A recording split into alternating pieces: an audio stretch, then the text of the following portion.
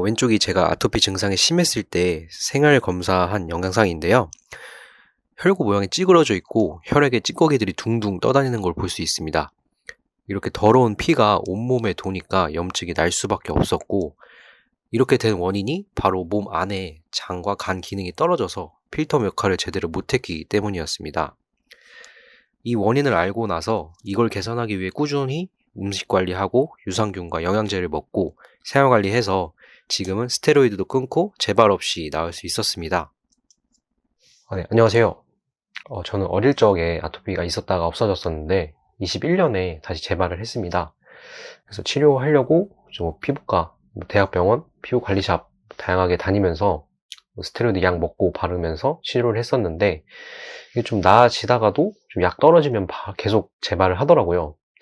그래서 계속 그렇게 반복을 하다가 이제 피부에 생기는 문제는 증상일 뿐이고, 이 증상이 나는 원인은 따로 있다는 걸 알게 됐어요. 그래서 그거를 해결하는 데 초점을 맞추고부터 제대로 낫기 시작했습니다. 그래서 그 원인이 바로 몸 안에 있는 장과 간이 망가진 거였는데요. 그래서 오늘은 아토피 치료에 있어서 몸 안에 장과 간이 왜 중요한지, 그리고 이것들의 기능을 향상시키기 위한 방법, 제가 했던 방법들에 대해서 말씀드리려고 합니다. 먼저 아토피 원인은 워낙 너무나 다양하지만 저 같은 경우에는 몸 안에 원인이 있던 케이스였어요. 여러 아토피 관련 논문에서도 이제 장과 간의 기능이 아토피 치료에 중요하다고 말하고 있는데요. 노스웨스턴 주립의과대학 출신 교수와 모스크바 종합병원 교수들이 발표한 논문에서는 아토피 피부염이 있는 어린이들이 공통적으로 간세포 기능이 저하된 것을 발견했고, 간 기능과 아토피 치료의 연관성을 설명하고 있습니다. 그리고 한국 경희대 의과대학 논문에서는 장과 피부의 미생물이 장과 피부 환경에 영향을 미치고 프로바이오틱스를 투여하는 것이 아토피 치료에 도움이 될 수 있다고 말하고 있습니다. 이제 그러면 어떻게 장과 간의 기능을 향상시키는지 궁금하실 텐데, 제가 한 방법들을 소개해 드리겠습니다. 일단 가장 먼저 간과 장에 도움이 되는 영양제들을 먹기 시작을 했어요. 그래서 간 영양제는 밀크시슬로 시작을 했다가 투두카라는 영양제를 지금 먹고 있고요. 그래서 장 영양제는 역시 프로바이오틱스 유산균을 먹기 시작했습니다.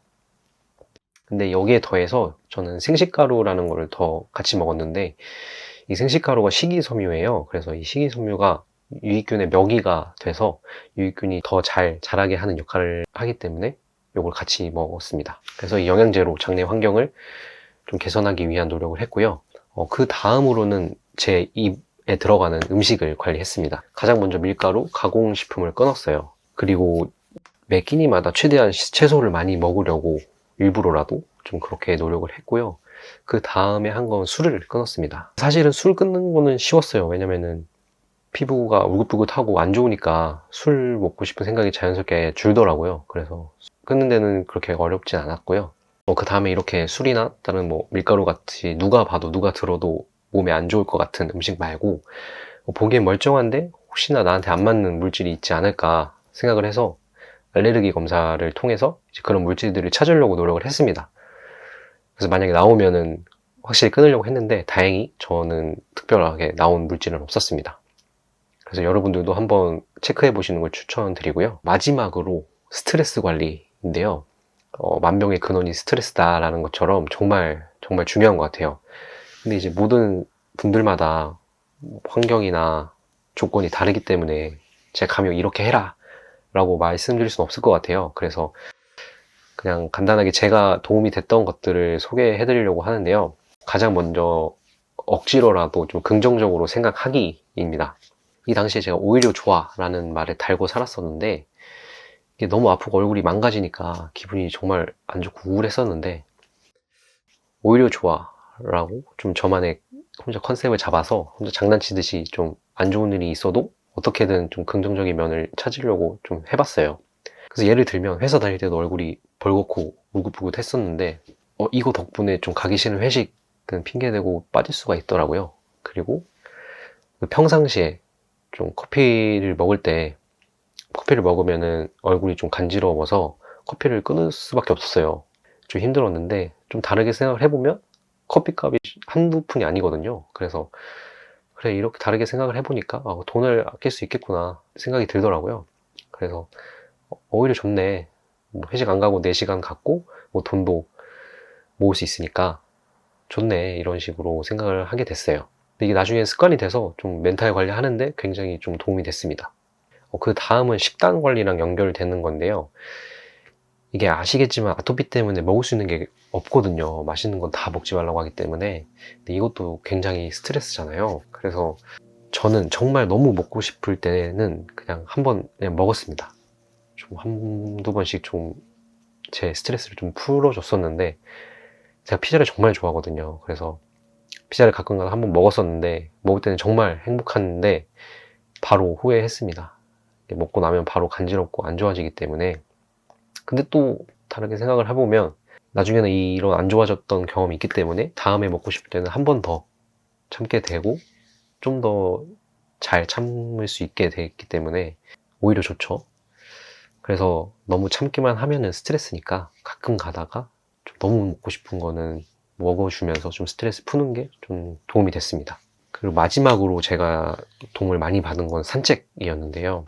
이렇게 밤에 선선한 공기를 마시고 바람도 쐬면서 몸을 움직이면 좀 기분도 좋아지고, 또 걸으면서 이런저런 좀 고민이나 앞으로 계획들을 생각을 하면은 좀 머릿속도 정리가 되고 되게 좋았어요. 그래서 확실히 생각이 많고 좀 기분이 안 좋을 때는 방 안에 있는 것보다 밖에 나가서 바람 쐬는 게 정말 짱인 것 같습니다. 그래서 혹시나 안 해보신 분들이 계시다면 한 번씩 꼭 해보시는 걸 추천드려요. 네, 저는 이런 식으로 몸 안의 원인을 치료해 나갔습니다. 그래서 맨날 피부 증상에만 집중했을 때는 항상 재발을 했었는데, 이렇게 몸 안을 치료하니까 제대로 좋아지기 시작하더라고요.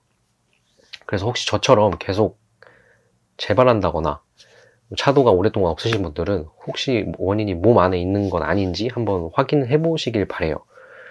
만약 저와 같은 경우라면 오늘 영상이 굉장히 도움이 될 거라고 생각을 하고 있습니다. 네, 그리고 추가로 몸 안을 케어한 후에는 피부 관리도 굉장히 중요한데요. 근데 피부 관리라는 게 특별한 게 있는 게 아니라 뭐 다들 잘 아시는 보습이에요. 근데 이 보습도 좀 각자 증상 정도에 맞게 잘 해주셔야 되거든요. 그래서 저처럼 무작정 보습을 많이 하다 보면 증상이 악화될 수 있습니다. 그래서 제 경험을 정리한 증상, 염증 정도에 따른 보습제 사용 방법은 고정 댓글에 남겨놓았으니까 필요하신 분들은 꼭 한번 참고해 주시길 바랍니다. 네, 그럼 오늘 영상 봐주셔서 정말 감사드리고요. 저희는 어차피 나을 거니까 너무 걱정 많이 하시지 마시고 스트레스 받지 마시고 좋은 하루 되시길 바랍니다.